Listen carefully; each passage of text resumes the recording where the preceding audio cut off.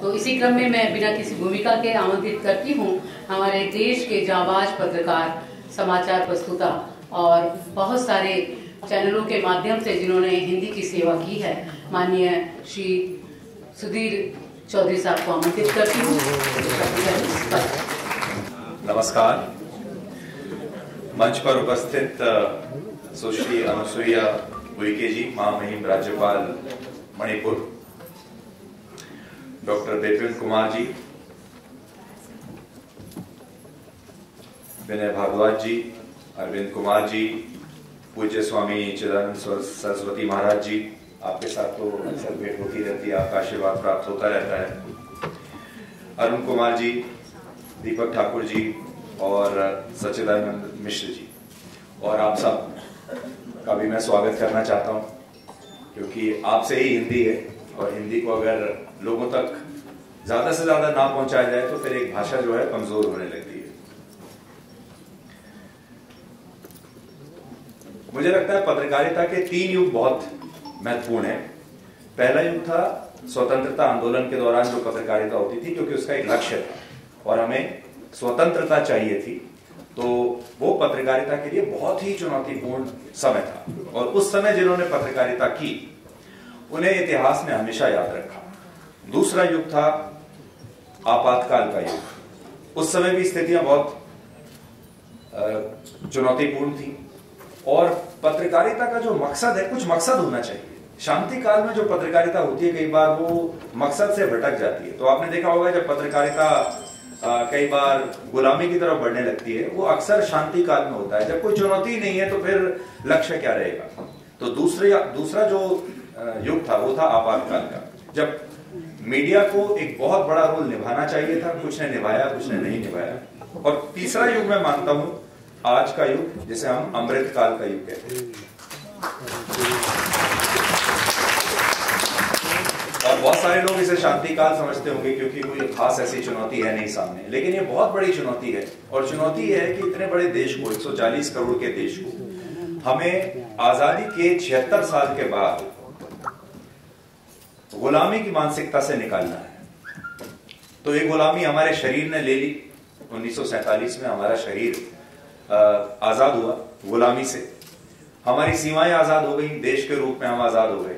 लेकिन मुझे लगता है कि मानसिक रूप से हम बहुत वर्षों तक, दशकों तक गुलाम ही रहे और इस गुलामी से अब निकलने का समय सही रूप से, मानसिक रूप से आ गया। तो मन हमारा अभी तक गुलाम ही था और मन को अगर हमें आजाद करना है तो उसके लिए हमारी अपनी भाषा को हमें आजाद करना होगा और हमारी भाषा है हिंदी।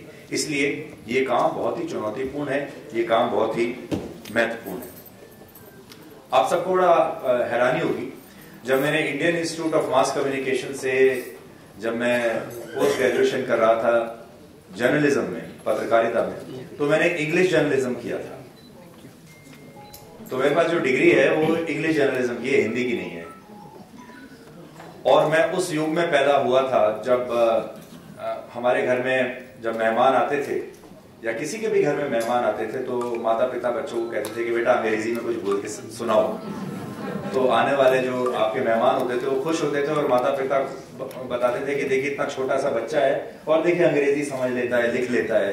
वो आपका एक सफलता का एक प्रतीक माना जाता था। फिर बड़े हुए और करियर चुनने का जब समय आया तो सभी लोगों ने ये बताया कि अंग्रेजी में अगर जाओगे तो ज्यादा पैसा कमाओगे, हिंदी में जाओगे तो कुछ मिलेगा नहीं। अब मेरे जैसा जो युवा था, आप क्या करेंगे? जैसा आपके शिक्षक बता रहे हैं, जैसा बाकी जो ज्ञानी लोग हैं बता रहे हैं, तो वही किया। अंग्रेजी में गए और अंग्रेजी पत्रकारिता में मैंने ये डिग्री ली। उसके बाद मैंने शुरू के 2 साल अंग्रेजी चैनल में ही काम किया। और उस समय जब मैं पढ़ता था तो मुझे बताया जाता था कि अंग्रेजी में ज्यादा पैसा है पत्रकारिता में, हिंदी पत्रकारिता में पैसा नहीं है। जो हिंदी पत्रकारिता करते हैं लोग इस बात को समझते होंगे, आज भी अंग्रेजी और हिंदी पत्रकारिता में पैसे के मामले में काफी फर्क है।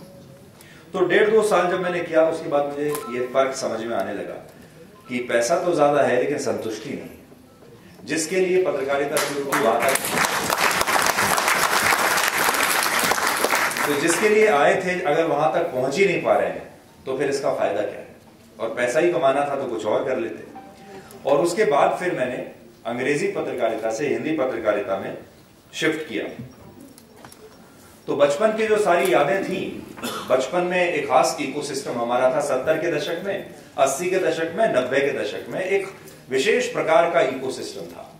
यानी एक विशेष प्रकार की पार्टी का शासन है, सारे सड़क के नाम, पार्क के नाम, स्कूल के नाम, अस्पताल के नाम, हवाई अड्डे का नाम, सब एक ही तरह के, उससे आपको एक इकोसिस्टम, एक ही तरह के नेता, एक ही तरह के खानदान के नाम पर चलेगा और हम उसी इकोसिस्टम में हम बड़े हुए। सोचिए कितनी बड़ी बात यह है कि उस इकोसिस्टम में हमारा बचपन, हमारी जवानी, सब कुछ 30-40 साल हमने उसमें लगा दिए और अब उससे हमें कई बार मुक्ति का मुझे लगता है समय आया है। बड़ी बात यह है कि जो अंग्रेजी भाषा है उसे हमने मान लिया कि ये एजुकेशन की भाषा है, पढ़े लिखों की भाषा अंग्रेजी है और जो एलीट क्लास है उसकी भाषा अंग्रेजी है।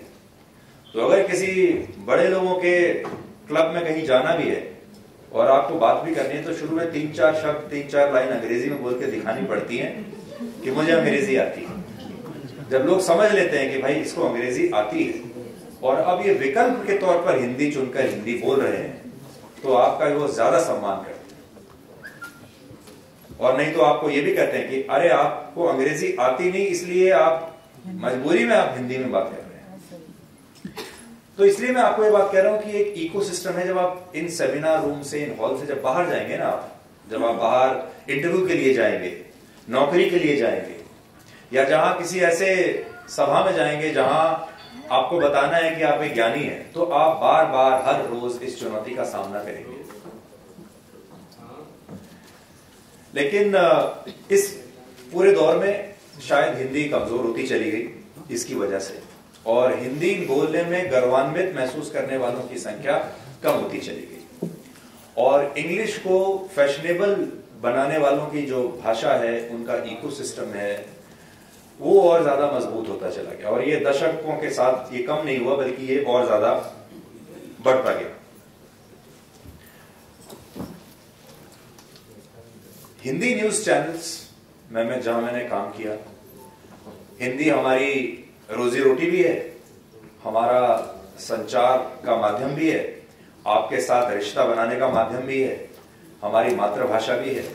तो ये एक हिंदी का इकोसिस्टम है जो हमारे इस रिश्ते को आपके साथ जोड़ता है, मजबूत करता है। हर रोज जैसे मैं आपके सामने आता हूं, अब आज तक पर आता हूं, ब्लैक एंड व्हाइट जब करता हूं तो हिंदी भी अलग अलग अब लगातार, जैसे आप देखिए कि मेरे हाथ में एक स्मार्टफोन है, हर 2 महीने में इसका एक अपडेट आ जाता है, हर साल इसका एक और नया वर्जन आ जाता है, आईफोन 13, 14, 15, 16 लगातार आता है।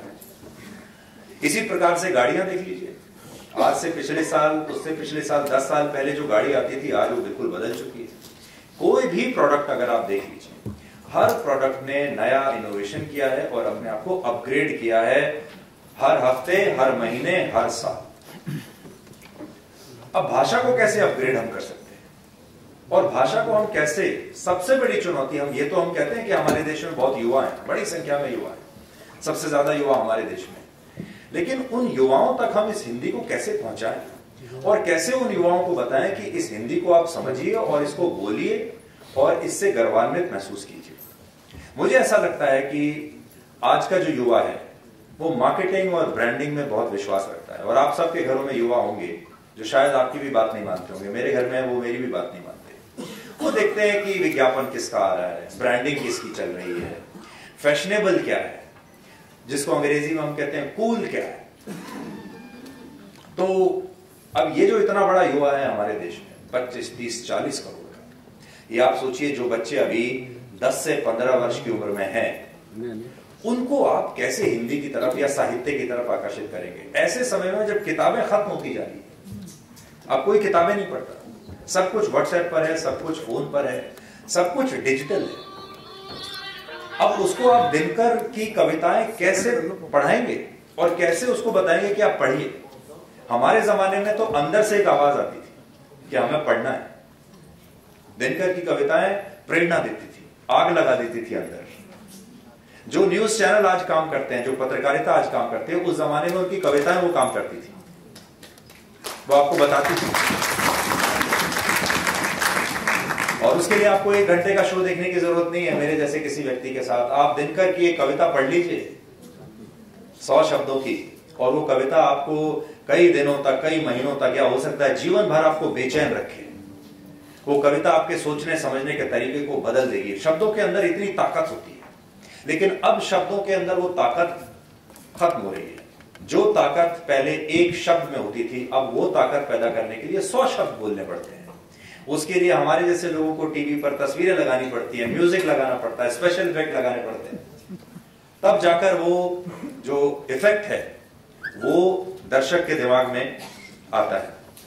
तो बहुत बार हमने ये देखा कि साहित्य जब हम बात करते हैं तो हिंदी के जो दूसरे वहीकल्स हैं, जो माध्यम है, उन्हें हम थोड़ा हीन दृष्टि से देखने लगते हैं।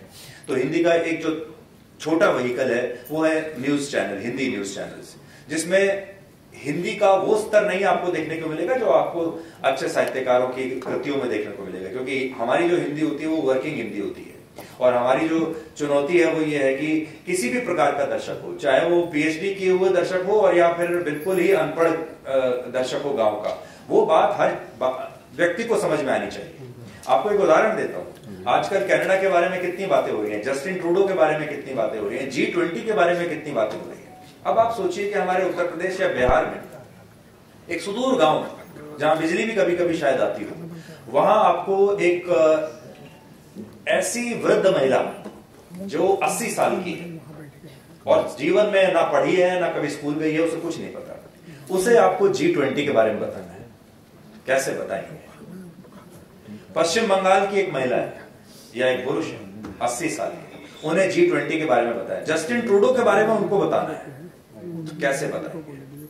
आईफोन का एक नया वर्जन आया है या आर्टिफिशियल इंटेलिजेंस के बारे में कुछ बताना है और उस वर्ग को अगर आपको समझाना हो तो कैसे बताएंगे? उसके लिए आपको अपनी भाषा में सरलता लानी पड़ेगी, उस भाषा के स्तर को थोड़ा सा नीचे लाना पड़ेगा ताकि वो वहां ज्यादा से ज्यादा लोगों तक पहुंच सके। और इसलिए मैं आज ये बात आपको कहना चाहता हूं कि भाषा को बदलने के लिए ब्रांडिंग, मार्केटिंग, सोशल मीडिया के टूल्स, टेक्नोलॉजी, इस सब की बहुत आवश्यकता है। अंग्रेजी आज इतनी बड़ी भाषा इसलिए बन पाई क्योंकि आज भी हम अंग्रेजों के दिए एक इकोसिस्टम में चल रहे हैं। उन्होंने इस भाषा की जो ब्रांडिंग की, इस भाषा की जो मार्केटिंग की, सारे बड़े बड़े जो टूल्स हैं आपके, टेक्नोलॉजी, सब कुछ तो अंग्रेजी में है। तो आज हमें व्हाट्सएप चलाने में कोई दिक्कत नहीं होती। हमारे देश का अनपढ़ व्यक्ति भी व्हाट्सएप पर है, अनपढ़ व्यक्ति फेसबुक पर भी है, हमें उससे कोई दिक्कत नहीं। तो हमें हिंदी को असल में उसका एक नया मॉडर्न आधुनिक स्वरूप तैयार करके हमें वहां ले जाना है। तो मुझे तो ऐसा लगता है कि हिंदी के प्रसार के लिए हमारा साहित्य तो है, हिंदी के अखबार भी हैं, हिंदी चैनल भी हैं, लेकिन आज जो आप रील्स देखते हैं इंस्टाग्राम पर, जिसमें आप सबके बच्चे जो रील्स बनाते होंगे, यूट्यूब वीडियोस बनाते होंगे, वो भी हमारे प्रचार का एक माध्यम हो सकता है। व्हाट्सएप भी हमारे प्रचार का एक माध्यम हो सकता है। और जो ये हीन भावना है, मैं अक्सर हिंदी फिल्मों के जो बड़े बड़े एक्टर हैं उनके साथ मिलता रहता हूं, उनके इंटरव्यूज भी करता रहता हूं, तो मैंने देखा कि वो सब लोग काम करते हैं हिंदी में, हिंदी फिल्म में काम करते हैं, डायलॉग हिंदी के बोलते हैं, मशहूर हिंदी के डायलॉग से होते हैं, लेकिन जब इंटरव्यू देते हैं तो अंग्रेजी में देते हैं। और किसी ऐसे सेमिनार में जाकर ये कह देना कि my Hindi is very weak, ये फैशनेबल है। वो पहले ही आदमी आके आपको कहता है माफ कीजिए मेरी हिंदी थोड़ी कमजोर है, फिर भी कोशिश करूंगा, और फिर वो एक टूटी फूटी हिंदी में कुछ आपसे बात करता है, फिर अंग्रेजी में बात करता है, और लोग ताली बजाते और कहते थे कि कितना सरल आदमी है, मान लिया कि हिंदी उसकी, जबकि रोजी रोटी हिंदी से ही चल रही है, पैदा यही हुआ है, यहीं पला बड़ा हुआ है, यहीं से पैसा कमा रहा है, और हिंदी भाषी लोगों की वजह से ही आज यहां तक पहुंचा है। फिर भी बोलता है कि मेरी हिंदी थोड़ी कमजोर है। लेकिन यही हिम्मत इस मंच से कोई ऐसा व्यक्ति नहीं दिखा सकता जो ये कहे कि माफ कीजिएगा मेरी अंग्रेजी थोड़ी कमजोर है। ऐसा नहीं कहेगा कोई भी। और अगर उसने ऐसा कह दिया कि मुझे अंग्रेजी नहीं आती इसलिए मैं हिंदी में बात कर रहा हूं, तो लोग उसे शिक्षित मानेंगे ही नहीं। तो ये जो हमारी जो हर रोज की जो समस्याएं हैं, मुझे ऐसा लगता है कि इससे हमें निकलना होगा, और सबसे पहले अपनी हीन भावना से हमें उसके लिए बाहर निकलना होगा। अभी मैं G20 की पूरी कवरेज देख रहा था, मैं था वहां पर मौजूद जब G20 का ये 2 दिन का समिट हुआ। दुनिया के सारे बड़े नेता जब प्रधानमंत्री मोदी से मिलने के लिए आ रहे थे, सब नेताओं ने ऐसे नमस्ते करके उनका अभिवादन किया, ऐसे सबके सब। इसका मतलब आप दुनिया को हेलो से नमस्ते पर ला सकते हैं, ये संभव है और यही हमारी चुनौती है। हेलो से नमस्ते पर कैसे आएंगे और नमस्ते को उतना ही फैशनेबल, उतना ही एलीट कैसे बनाएंगे कि नमस्ते कहना भी आपको वैसा ही लगने लगे कि भाई वाह। हम जब बाहर जाते हैं तो ये सोचते हैं विदेशों में कि इनके तौर तरीके क्या, पढ़कर जाते हैं, इनको क्या खाना पसंद है, उनके टेबल पर कैसे खाना खाया जाता है, फिर उनके जैसा बनने की कोशिश करते हैं, फिर उनको सोचते हैं कि स्पेनिश में हेलो कैसे करते हैं तो वैसा सीख के जाते हैं, किसी और भाषा में फ्रेंच में हेलो कैसे करते हैं तो वैसा करके जाते हैं। लेकिन अब समय ऐसा आ गया है कि जब वो लोग हमसे मिलने के लिए आए तो वो पहले से पढ़ लिख कर आए कि हमारे यहाँ क्या नमस्ते है, हमारे त्योहार क्या है, हमें क्या अच्छा लगेगा। तो जितने लोग हैं, चाहे कोई फ्रेंच हो, स्पेनिश हो, रशियन हो, चाइनीज हो, अंग्रेजी हो, जब ये जिस दिन भारत में हमें मिलने के लिए आएंगे और ये भी थोड़ा हमारे बारे में रिसर्च करके आएंगे कि अभिवादन कैसे करना है, ऐसे करना है, इनको क्या सुनना पसंद है, ये सुनना पसंद है, और हिंदी के 3-4 शब्द भी अगर वो सीख कर आएंगे, उस दिन मुझे लगता है कि हमारी एक बहुत बड़ी ये कामयाबी होगी। और इसके लिए जो मेक इन इंडिया है, हम तो प्रोडक्ट्स की बात करते हैं कि मेक इन इंडिया को बढ़ावा देना चाहिए, लेकिन मेक इन इंडिया असल में क्या है? मेक इन इंडिया हिंदी ही तो है। मेक इन इंडिया हमारी गांव की भाषा है, हमारे क्षेत्र की भाषा है, चाहे वो किसी की हो, वो तमिल भी हो सकती है, वो कन्नड़ भी हो सकती है। और जब मैं आ रहा था तो आपसे मिलने से पहले मैं सोच रहा था, तो मैंने मेरी एक मनपसंद घड़ी आज पहनी, ये जो मैंने घड़ी आज पहनी हुई है, ये HMT की घड़ी है।